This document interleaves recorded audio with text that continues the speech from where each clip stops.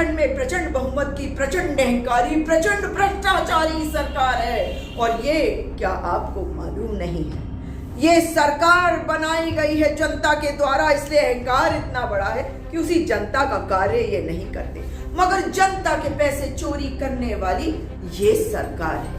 बच्चों का, कुपोषित बच्चों के पैसे को खा जाने वाली ये सरकार है। गर्भवती महिलाओं का पैसा खा जाने वाली ये सरकार है। धात्री महिलाओं का पैसा खा जाने वाली ये सरकार है। हमारे नौजवानों को नौकरी ना देने के बहाने ढूंढती है और उनको जो पैसे मिलने चाहिए आउटसोर्सिंग के बहाने खा जाने वाली ये सरकार है। पूर्व सैनिकों के साथ उनका अपमान करते हुए, उन्हें नीचा दिखाते हुए, उनके साथ छल करने वाली और उनके पैसे खा जाने वाली और कम से कम कोशिश तो करने वाली ये सरकार है। ये अलग बात है कि उसमें ये कामयाब नहीं हो पाए, मगर ये सरकार भ्रष्टाचारी है। ये सरकार नियम कायदों में विश्वास नहीं करती। और आज मैं आपको बताना चाहती हूँ एक और ऐसे मामले के बारे में, मगर उसके पहले ये बता दूं कि बात किसकी कर रही हूँ। बात कर रही हूँ प्रेमचंद अग्रवाल की। विधानसभा के अध्यक्ष होते थे और नियम कायदों को ताक पे रखा। जब वित्त ने कहा पैसे नहीं है, नौकरी नहीं लगा सकते हम लोगों की, तो ये चले गए मुख्यमंत्री के पास और मुख्यमंत्री पुष्कर सिंह धामी को कहा कि जैसा मैं कहता हूं वैसा करो भाई, अपने विशेष पावर्स का इस्तेमाल करो, अपनी विशेष शक्तियों का इस्तेमाल करो और कर दो हस्ताक्षर और दे दो निर्देश कि हम नियम कायदे बनाकर देंगे नौकरी उनको जिनकी हमारी हो इच्छा। मगर अब नौकरी दे दी, विधानसभा का नियुक्ति घोटाला सामने आया और उसके बाद मची अफरा तफरी। इसी में किसी ने अपना काम भी कर डाला, वो है रितु खंडूरी भूषण। विधानसभा अध्यक्षा हैं, मगर भाई मुख्यमंत्री की कुर्सी पर तो उनकी भी आंख लगी हुई है, इसलिए उन्होंने उन लोगों की नौकरियां खा ली, उन लोगों को नौकरी से निकाल दिया। और फिर ये हुआ कि उसमें कोर्ट में वहां तक चले गए, सुप्रीम कोर्ट तक, जहां तक वो इनको निकालने के लिए कोशिश कर सकते थे, क्योंकि उच्च न्यायालय से इनको मिल गया था रिलीफ जिन लोगों को निकाला गया था। अब ये कौन सी सरकार है? ये वो सरकार है जो कुपोषित बच्चों का खाना खा जाती है, उनके पैसे खा जाती है, जो गर्भवती महिला, धात्री महिलाओं के लिए पैसा आता है उसको खा जाती है, डकर जाती है, जो नौकरियां हमारे बच्चों की होनी चाहिए, जो पैसा उन बच्चों का है, जो हमारे टैक्स के पैसे से जाता है, उस पैसे को भी खा लिया इस सरकार ने। पूर्व सैनिकों का अपमान करने वाली ये सरकार है। महिलाओं के बलिदानों से बने इस राज्य में महिलाओं का अपमान करने वाली ये सरकार है। मगर अब तो अति हो गई है भाई। ये वही वाले मंत्री जी हैं जो पहले विधानसभा अध्यक्ष थे और तब वित्त की बात नहीं सुन रहे थे। अब वित्त मंत्रालय इनके पास है, तो आप खुद ही सोच सकते हैं कि वित्त का क्या हाल होगा। और अर्थव्यवस्था अगर डूब रही है उत्तराखंड की, तो उसकी जिम्मेदारी किसकी? प्रेमचंद अग्रवाल की। प्रेमचंद अग्रवाल चोर है। प्रेमचंद अग्रवाल अपने ही घर में गलत काम करने के लिए उत्साहित करते होंगे अपने बच्चों को, तभी तो आज जो मैं बताने जा रही हूँ आपको, वो आपको बताएगा कि कितने बड़े भ्रष्टाचारी हैं ये। मगर इनका बाल भी बाका नहीं किया जा सकता क्योंकि संघ से जुड़े हुए हैं भाई। इन्होंने तो विधानसभा के पटल पे खड़े होकर ये भी कह दिया था कि अंकिता भंडारी केस में कोई वीआईपी नहीं है। इन्होंने करी थी इन्वेस्टिगेशन, या पुलिस की इन्वेस्टिगेशन को साझा करने की परमिशन थी इनके पास, और इन्होंने कह दिया था कि वीआईपी नहीं है, वीआईपी एक कमरा है। तो अंकिता भंडारी ने अपने दोस्त पुष्प को ये क्यों लिखकर भेजा था, व्हाट्सएप किया था कि मुझे कल एक वीआईपी आ रहा है, उसको एक्स्ट्रा सर्विसेज देने के लिए मुझ पर दबाव डाला जा रहा है। प्रेमचंद अग्रवाल के पास जवाब नहीं होगा। इसीलिए मुझे लगता है कि बार बार जो रिपीट ऑफेंडर है जैसे प्रेमचंद अग्रवाल, तो प्रेमचंद अग्रवाल ही तो कहीं वीआईपी नहीं है। बताए प्रेमचंद अग्रवाल कि वनांतरा रिजॉर्ट में आप कितनी बार गए, अपने फोन के लोकेशंस निकलवा के दिखाएं। जब बेटी अंकिता भंडारी की जिस वक्त हत्या हुई उस वक्त वो कहाँ थे? क्या वो ऋषिकेश की ओर जा रहे थे? भाई रहते तो उसी एरिया में है। मगर आज मैं जो बता रही हूँ आपको, वो इनका एक और कारनामा है भाई। कितनी बड़ी बड़ी बातें बता रहे थे कुछ दिन पहले, कह रहे थे भाई अपने जीएसटी के को जमा करो और उसका बिल लेके आओ और उसके बाद बिल लाओ इनाम पाओ। अरे बिल लाओ इनाम पाओ ये कह रहे थे क्योंकि इनका मानना था कि सरकार को राजस्व मिलना चाहिए। जानते हैं क्यों? ये चाहते थे कि सरकार को राजस्व मिले ताकि इनके जो पाप है वो छुप सके। और जो राजस्व ये सरकार का खा जा रहे थे, सरकार को राजस्व की जिसमें हानि हो रही थी, वहां पर ये अपना संरक्षण दे, क्योंकि आज इनके बेटे के ऊपर आरोप है। कांग्रेस के नेता जयेंद्र रमोला ने आज बताया है कि प्रेमचंद अग्रवाल जो है उनके बेटे पीयूष अग्रवाल ने 15 अक्टूबर 2022 को एक जमीन खरीदी अपने साथी नितिन तनेजा के साथ। और ये जमीन भूमिधरी भूमि साविक खाता खतौनी संख्या 66 फसली वर्ष 1400 से 1450 के अनुसार भूमि खसरा नंबर 152/292 के मध्य विकृति रकबा 200 वर्ग गज यानी 167.28 स्क्वायर मीटर स्थित मौजा तपोवन परगना तहसील नरेंद्र नगर जिला टिहरी गढ़वाल में है।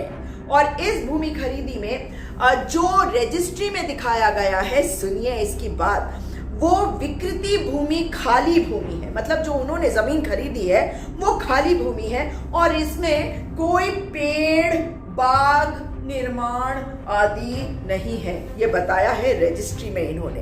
तो सर्कल रेट के बारे में बात करते हैं तो वहां पे खाली भूमि का सर्कल रेट है 15,221 रुपए पर स्क्वायर मीटर। और उसका अगर आप मूल्यांकन करते हैं तो सर्कल रेट के अनुसार 25,47,000 रुपए बनता है। तो अगर आपको जो रेवेन्यू जमा करना पड़ेगा वो हो जाएगा 1,03,000 रुपए, वो सरकार को देने पड़ेंगे। लेकिन अगर उस पर कोई मकान बनाया गया है, जो भी है, अगर उस पर कोई मकान बनाया गया है तो सुन लीजिए ध्यान से, उसकी रजिस्ट्री अगर आपने नहीं दिखाई तो क्या होगा, तो वहां पर एक मकान भी है, उस मकान को आप अच्छी तरह से देख भी लीजिए क्योंकि ये मकान वहां पे मौजूद है। और अब अगर मैं बात करूं कि मकान को रजिस्ट्री जो इन्होंने नहीं दिखाई, अगर उसकी बात करते हैं तो सर्कल रेट के हिसाब से करीबन 25 से 27 लाख रुपए इसका बनता है और उसका स्टैंप ड्यूटी 1 से 1.5 लाख रुपए होगा। तो अब कैच क्या है? कैच ये है कि इन्होंने रजिस्ट्री में दिखाया है कि वहां पे कोई कंस्ट्रक्शन नहीं है, तो इसका मतलब है कि उन्होंने इस पैसे को बचाकर राजस्व की चोरी करी है। किसने? पीयूष अग्रवाल सन ऑफ प्रेमचंद अग्रवाल और उसके साथी नितिन तनेजा ने ये आरोप लगाया है जयेंद्र रमोला ने। इसके अलावा एक और आरोप लगाया है जयेंद्र रमोला ने। उन्होंने कहा है कि रजिस्ट्री में जो आधार कार्ड है पीयूष अग्रवाल का, उसके नंबर के हिसाब से उसका पता ऋषिकेश दिया हुआ है, लेकिन पीयूष अग्रवाल का आधार कार्ड डोईवाला के पते पर बना हुआ है। ये तो सीरियस एलिगेशन है क्योंकि इनका कहना है कि रजिस्ट्री में जो नंबर दे रखा है आधार कार्ड का, वो आधार कार्ड में एड्रेस ऋषिकेश का है, जबकि इनका कहना है कि पीयूष अग्रवाल सन ऑफ प्रेमचंद अग्रवाल के आधार कार्ड में एड्रेस डोईवाला का है। यानी कि दो आधार कार्ड। भला ये कैसे मुमकिन है? अगर ये सच है तो ये तो सचमुच में एक बहुत सीरियस क्रिमिनल ऑफेंस हो जाता है। तो अब इन्होंने जो बात बताई है, इसके बाद क्या बातें सामने आती है? ये बात सामने आती है कि रिपीट ऑफेंडर प्रेमचंद अग्रवाल है और इस मामले में बहुत ही सीरियसली कार्रवाई करी जानी चाहिए अगर ये सत्य है। मगर अब सुनिए कि क्या हुआ। पहले तो मैं आपको सुनाती हूँ कि जयेंद्र रमोला जी ने क्या कहा, सुनिए। वो जिस भूमि को खरीदते हैं वो भूमि में पहले से ही निर्माण हुआ होता है, उसमें मकान बना हुआ है, जबकि वो रजिस्ट्री में ही दिखाते हैं कि वो भूमि खाली है। तो मैं माननीय मुख्यमंत्री जी से कहूंगा क्या, और माननीय प्रधानमंत्री जी से कहूंगा, क्या ईडी विपक्ष के दलों के लोगों के लिए है? क्या ईडी आपके मंत्रियों के लिए नहीं है? आपके मंत्री पुत्रों के लिए नहीं है? क्या ईडी सिर्फ और सिर्फ उन लोगों के लिए है जो सरकार के पक्ष में नहीं है, सरकार के विपक्ष में? तो मैं मुख्यमंत्री जी से भी मांग करूंगा आपके चैनल के माध्यम, और मंत्री जी से भी कहूंगा कि आप जो बड़े बड़े करोड़ों रुपए के होर्डिंग्स सरकार के पैसे से लगा रहे हैं, क्या वो? तो सुन लिया आपने, जयेंद्र रमोला क्या कहते हैं और क्या आरोप उन्होंने लगाए हैं वो सब मैं भी आपको डिटेल में बता चुकी हूँ। लेकिन जब प्रेमचंद अग्रवाल जी से इस बारे में पूछा गया तो इस विषय में कोई जवाब नहीं था उनके पास। वो हारे प्रत्याशी हैं, 20,000 से वो हारे हैं। उस हार को अभी तक वो उस हार से बाहर नहीं निकल पाए। तो ये उनकी हार ही मतलब जो है, जब तक वो हार से बाहर नहीं निकला तब तक इस प्रकार के आरोप लगाते हैं। पर सर वो कागजात दिखा रहे हैं बार बार मीडिया। अब भाई साहब मुझे कागज आप दिखाइए, मैं फिर आपको उसका तरह से जवाब दूंगा। अभी उन्होंने कोई बयान दिया होगा और तुरंत मेरे से आप पूछ रहे हैं तो मैं उसका क्या जवाब दूंगा। वो केवल ये कह रहे थे कि जयेंद्र मोला चुनाव हार गए। अरे ओ प्रेमचंद अग्रवाल जी, जरा दिमाग का इस्तेमाल करा करो। लोकतंत्र है, चुनाव जीते जाते हैं और चुनाव हारे जाते हैं। अगर कोई हारेगा तभी तो कोई जीतेगा। जो जीता है उसे अहंकारी नहीं होना चाहिए, उसे भ्रष्टाचारी नहीं होना चाहिए, उसे ट्रांसपेरेंसी दिखानी चाहिए, उसे जिम्मेदारी दिखानी चाहिए। वो इररिस्पॉन्सिबल नहीं हो सकता। जैसे आप बात कर रहे थे ना विधानसभा में खड़े होकर, उस तरह से आप जिस तरह से बोल रहे थे उस तरह से नहीं। किसी को कह देते थे कि अभी अभी पहली बार विधानसभा में आए हो। पहली बार आए कोई या दूसरी बार, आप भी कभी पहली बार ही गए होगे प्रेमचंद अग्रवाल।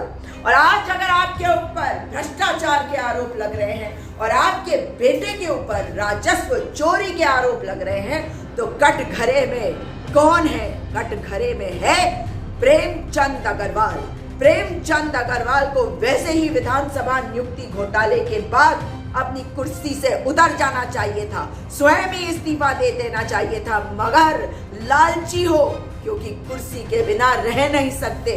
इतने लालची हो प्रेमचंद अग्रवाल कि आप ये नहीं कह सके कि मेरे ऊपर जो आरोप लगे हैं उनमें जांच करके पता लगा लिया जाए कि मैंने कुछ गलत तो नहीं किया, और अगर मैंने कुछ गलत किया तो मैं इस कुर्सी पे नहीं आऊंगा, और अगर कुछ गलत नहीं किया तो पूरे दमखम से आऊंगा। लेकिन ये नहीं किया आपने। और आज तो दिख ही रहा है कि भारतीय जनता पार्टी के तमाम गुट में इतने सब गुट निकल के आ गए हैं, सब आपस में लड़ रहे हैं, वर्चस्व की लड़ाई हो रही है। मगर अब हम जानना चाहते हैं मुख्यमंत्री पुष्कर सिंह धामी जी से। इतना कुछ हो चुका है, विधानसभा नियुक्तियों की गाज गिरी है उन लोगों पर जिनको नौकरियां दी गई थी। आखिर क्यों? उनकी क्या गलती है? आप नियम कायदे बनाएंगे, आप कहेंगे हम नियम कायदे बना रहे हैं, अगर उसमें तुम अप्लाई करके निकल सकते हो तो तुम्हें नौकरी देंगे। तो उनकी क्या गलती हुई भला? लेकिन आपने उनको निकाला। अरे आप तो उत्तराखंड विरोधी हो, आप तो उत्तराखंड की महिला विरोधी हो, आप तो उत्तराखंड की युवाओं के विरोध में खड़े रहते हो। पूर्व सैनिकों के साथ जो आप कर रहे थे वो भी बताता है कि आप पूर्व सैनिकों का सम्मान भी नहीं करते। लेकिन प्रेमचंद अग्रवाल को उसकी कुर्सी पर बैठाए रखने का आखिर क्या मतलब है? उनके ऊपर आरोप है, उनके बेटे के ऊपर राजस्व चोरी के आरोप लगे हैं, तो क्या इस मामले में नहीं होगी जांच? बताए पुष्कर सिंह धामी, नहीं करेंगे पता कि कितने राजस्व की चोरी हुई है? और राजस्व की अगर चोरी का है आरोप तो सच्चाई बाहर आनी चाहिए। उत्तराखंड की जनता की ये मांग है, क्योंकि ये राजस्व का पैसा, एक एक पैसा, एक एक पाई उत्तराखंड की है। और अगर इसमें किसी ने चोरी करी है और किसी मंत्री के बेटे ने सचमुच में चोरी करी है और ये प्रूव हो जाता है तो उसके खिलाफ कार्रवाई तो होनी चाहिए, मगर उसके पिता के ऊपर भी कार्रवाई होनी चाहिए। याद कराती हूं आपको, याद है अंकिता भंडारी केस में मैं बार बार कहती रही कि पुलकित आर्या के पिता विनोद आर्या को जेल में डालो। आपने नहीं सुना ना? नियति और प्रकृति के सामने हम सब बेबस होते हैं, और ये प्रकृति ने ही किया कि जो आप नहीं करने को तैयार थे वो प्रकृति के द्वारा करवा दिया गया, और विनोद आर्या आज जेल की हवा खा रहा है। इसलिए ये बताइए मुख्यमंत्री पुष्कर सिंह धामी जी कि प्रेमचंद अग्रवाल को कब हटाएंगे उनकी कुर्सी से? कब निष्पक्षता से जांच होगी विधानसभा नियुक्ति के मामले में? और कब बताएंगे आप कि उन लोगों की नौकरियां क्यों छीनी जिनकी कोई गलती नहीं है, जिनको आपने अपने नियम कायदे बनाकर रखा था? और मंत्री और मंत्री प्रेमचंद अग्रवाल, जिसकी गलती की वजह से ये हुआ, वो आज भी कुर्सी पर बैठा है, घूम रहा है, हंसी ठट्टा कर रहा है और जनता का मखौल उड़ा रहा है। वो व्यक्ति जिसे फर्क नहीं पड़ता कि उत्तराखंड की बेटी को न्याय मिलता है या नहीं, जो व्यक्ति कहता है कि वीआईपी नहीं, वीआईपी कमरा है और उत्तराखंड के मान सम्मान को ठेस पहुंचाता है, वो प्रेमचंद अग्रवाल कब हटाया जाएगा? उस प्रेमचंद अग्रवाल के बेटे पीयूष अग्रवाल, जिसने राजस्व की चोरी करी है ऐसा आरोप है, उसके खिलाफ कार्रवाई कब होगी? बताए उत्तराखंड की प्रचंड बहुमत की प्रचंड अहंकारी धामी सरकार।